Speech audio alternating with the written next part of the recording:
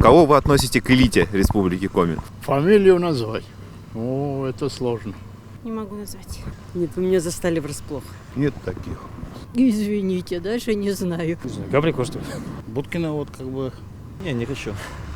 Честно, понятия не имею. Тот, кто больше всего для нее сделал, естественно. Конечно, подумать, тут очень много людей, которые даже вот из специалистов, которые, а из нынешней власти мне трудно сказать. Ивана Павловича Морозова и Алексеевича Спиридонова. Из теперешних сложно сказать. Многих уже тут нет.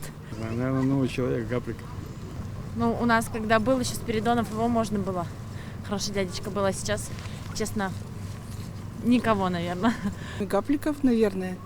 Только сейчас его, он только фигурирует. Остальных я не знаю. Габрикова, А еще кого? Смоделкина,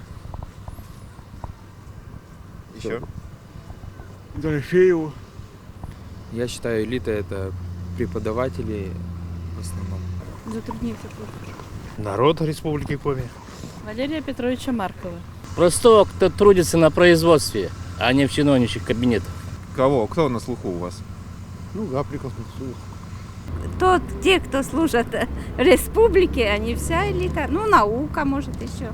К элите Республики Коми я отношу в первую очередь главу правительства, потом выдающихся деятелей искусства. Теперь нового придется уже, наверное, сказать, он очень хорошо работает. Гапликов.